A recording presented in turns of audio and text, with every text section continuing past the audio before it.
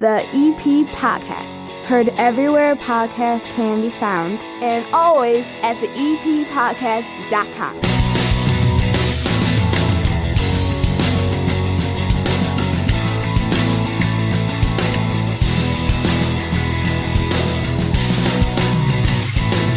And belly on up to the 9-foot homemade oak bar. Pour yourself a cold one. It is Football Friday. It actually releases on Thursday evening, but it celebrates football in the EP following the Evergreen Park Mustangs. They are 1-0, and Coach Ram will be on the show here in moments. If you are looking for the regular 30 minutes of good that is the EP podcast, it's on demand right after you listen to this. It should queue up, or you can just jump over there right now. It's really easy. On that episode, Stephen Davidson, the new principal of Queen of Martyrs, talks to us. Glenn Panuski checks in with a slate of village events. And there is a booster club from Most Holy Redeemer that has a huge fundraiser live streaming. I'll be hosting it on September the 7th, and a little bit of singing at the end of the show. The EP podcast is always brought to you by the First National Bank of Evergreen Park. They invest in the Evergreen Park community. After all, they love the area as much as you do. Plus, with their Total Access checking account, you get free ATMs nationwide, a $300 bonus with qualifying activities, and there's no overdraft charges. They have incredible mobile banking tools. They have a statement savings special of 4%, and there's a way to get $200 extra thrown in there with qualifying activities. Make some big interest, not have to worry about any penalties if you have to pull it out of there. Take advantage of what is available to you at the First National Bank of Evergreen Park in that iconic building at 95th and Pulaski, member FDIC. Let's get Coach Ram up to the bar.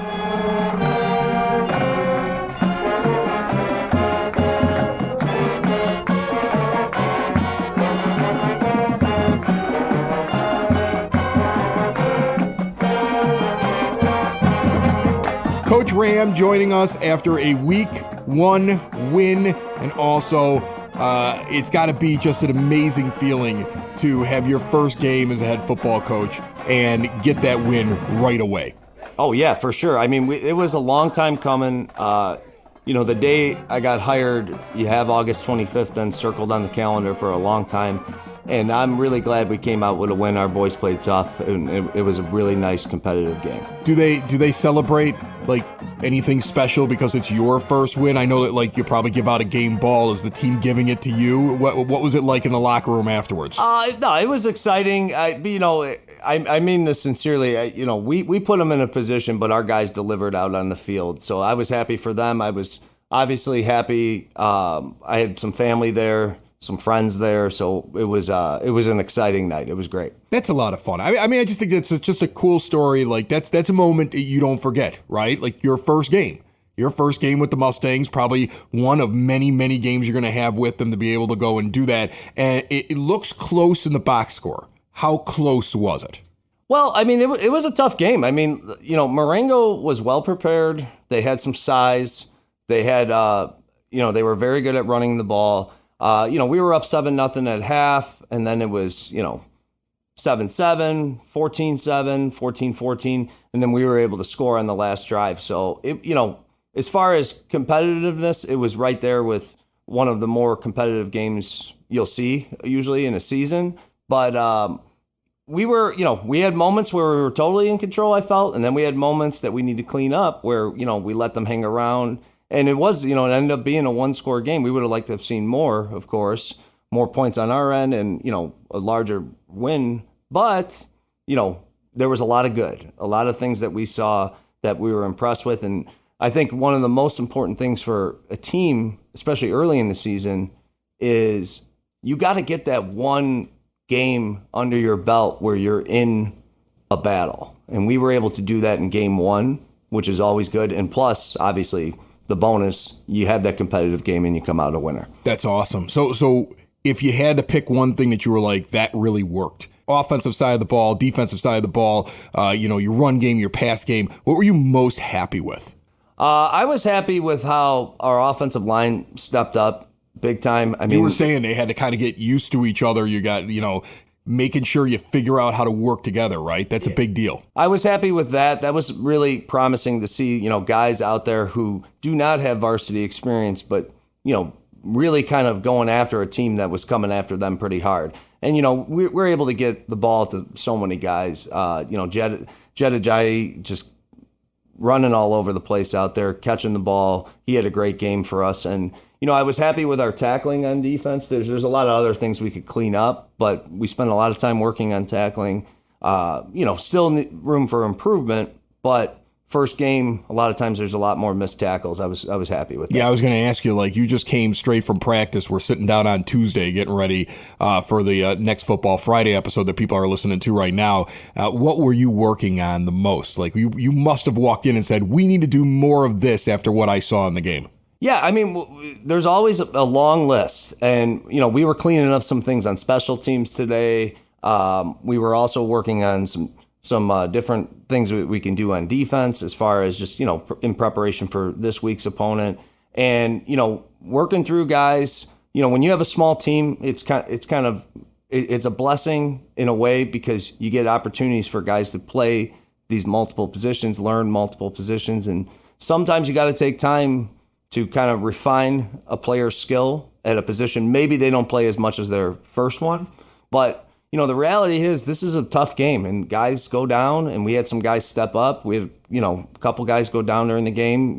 Hopefully they'll continue to be okay. But we had guys step up, and that's always a good thing to see. And that's interesting. I don't think everybody realizes that with EP, multiple positions, playing both sides of the ball. Okay, mm-hmm. You have some of these Catholic League schools, their benches are so deep they've got two guys wearing the same number. And you guys have to be versatile and be able to go out there and get the best out of players. And sometimes they're playing the whole game. So when that's happening, I would imagine it's also really competitive. Like if a kid maybe starts off and doesn't have a ton of playing time, but is working hard, if he gets his opportunity, he can move up quickly. Whereas maybe in another program, I don't know, gets lost for a little while, maybe is waiting for the next year because they've already kind of decided what they're going to do with him.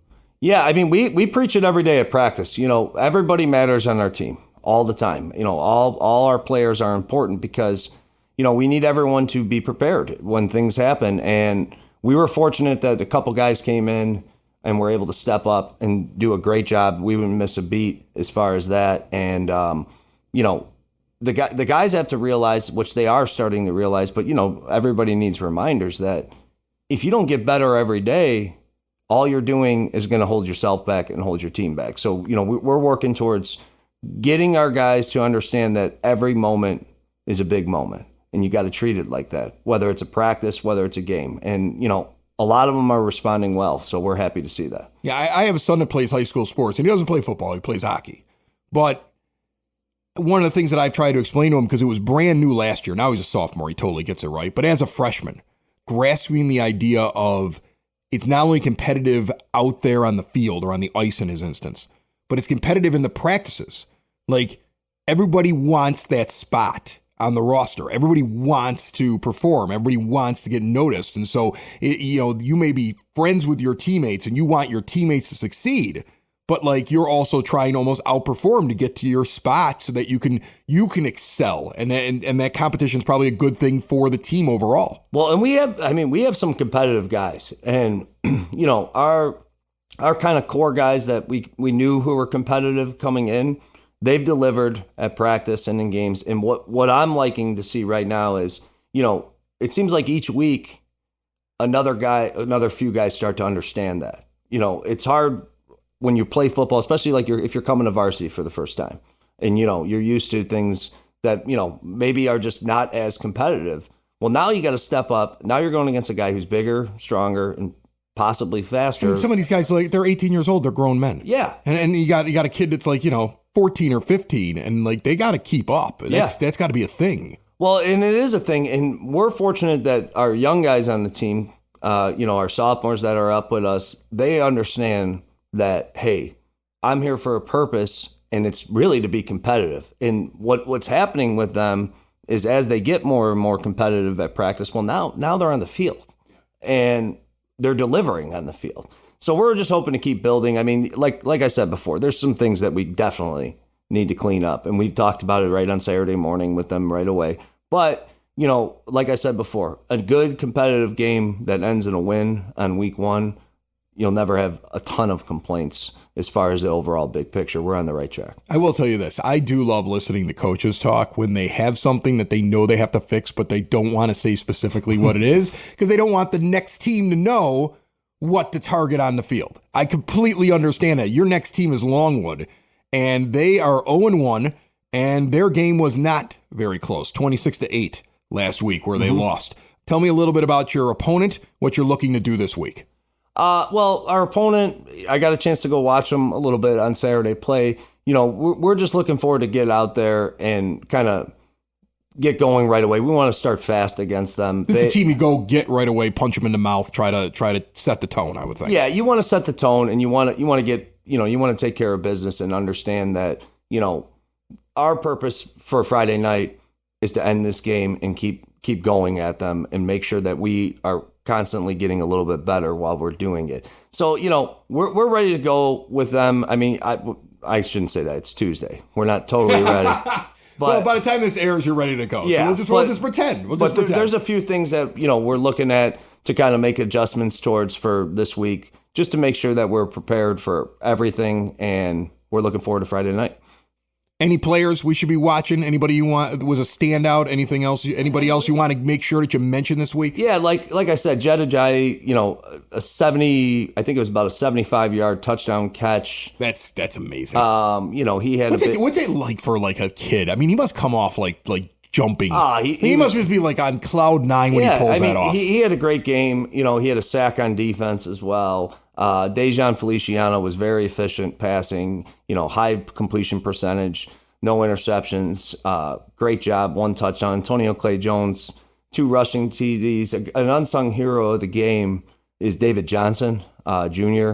He was able to carry a lot of the load for us on offense as far as on the ground. But he also, he wasn't playing all defense all the time, but when he was out there, he was contributing. And like I said, those young sophomores, Yarim Garcia playing corner, Tom Nava stepping in at line, along with, the regular linemen, Gerald O'Hare, Eddie Antunes. They did great. Yeah. We had another sophomore step up, Lonnie Mosley. And the young guys kind of mix it up for Yeah, and it's good when the young guys are getting that experience, and it's not experience against, a team that you're either blowing out or getting blown out by. Right. You're still in the competitive mix where this game is not over. Well, that's where you see the most from them, right? Is when it's a competitive game. Because then you're trying to judge, well, is this what they're like all the time? Are they down because the team is down? Are they flying all over the place with great confidence because they know they can't lose? You really probably learn the most in the close games. Definitely. I mean, that was, that's a big takeaway with my first time doing this in this position is, you start to build trust of guys who you can put on the field, and they're gonna deliver. And we were fortunate to see a lot of those guys do it. Again, this is like, I'm being like super positive right now. There was some things that we need to fix. No. I hear there were things that could be fixed. I think that is maybe, if there was a things we need to fix counter that we had a ding go off, I think we would have dinged the bell like 10 times. Yes. Like, I am so curious as to what the things are. And you're like trying to be like I feel like if the things that you want fixed are not fixed by week 3, you're going to be specific about it because you're going to be fired up about it. I hope these guys are listening and understand whatever coach told them they have to clean up, they better do it because he's brought it up a lot. Well, the only way you get better at anything is going 110% at it at all times. We've been fortunate where our guys have been doing that, but at the same time, now that we have the effort level there, now we got to work on our execution. And there's some things that we didn't execute perfectly that we're going to continue to work on. All right, so you've got this one against Longwood. It is a home game, correct? Yep, it's a 6:00 start. No frost off game before that day. They're playing on Monday, actually. Okay. They were going to play on Thursday, but they're playing on Monday. Yeah, long weekend, so they're going to be playing on Monday. Well, when you're done, because it's a Friday, what do you do for the rest of the weekend on a holiday weekend? I mean, because you get some extra time off, right? Or do you keep the same schedule next week? We usually keep about the same schedule. Like, we're planning on, having our normal Saturday, and then we'll come back Monday on the holiday. You going to barbecue for these guys? You're going to get like the grill out? We gave them a nice team meal before the game on Friday, and I think they were pleased with that. But honestly, Monday is a big day always for practice because it's usually the first time that you're really kind of focusing with the players on the other team. So depending on how our outcome goes on Friday, I'm sure we'll be talking about our next opponent very heavily on Monday. All right. Before I let you go, one more question. You're not living in a bubble. You're aware of it, that this weekend is the Battle of Pulaski. Brother Rice Marist, which is a rivalry. Those two schools are rivals, right? Right now you're playing your non-conference. They circle that game every year, those schools. Do you have one right now you've got circled? Would you admit that there's one that you're looking at like we've got? I can't wait to get them against that because it's just a different kind of game. Well, we always look forward to any conference opponent, and our first one being Revis is one that we're really looking at. We want to beat everyone in our conference. We want to go 9-0. That's what I'm going to say to that. Like, I'd like to see, we're going to have Richards down the road. To me, that's something that I'm looking at where we would like to see how we go. That's a big game right there. Yeah. You go out, you go win that game, and that's a home game this year for you, if I'm not mistaken. We got a lot of work to do before then. You got some stuff you got to clean up. That's a great program, but honestly, we're thinking about Longwood on Friday and then going right into Revis. We're pretty week to week. All right. Sounds good. Coach Ram, he's got a team that's 1-0. He's got some sophomores that stepped up, and there's some stuff they got to clean up for sure. All right? That's a good summary right there. I like it. That's excellent. He's fresh off of a practice, and he's already planning his next. You can see his wheels turning as he's sitting there doing the interview. Thanks so much. We'll talk to you next week. Yeah, thank you very much, Chris. Have a good one. It's the EP Podcast. All things Evergreen Park.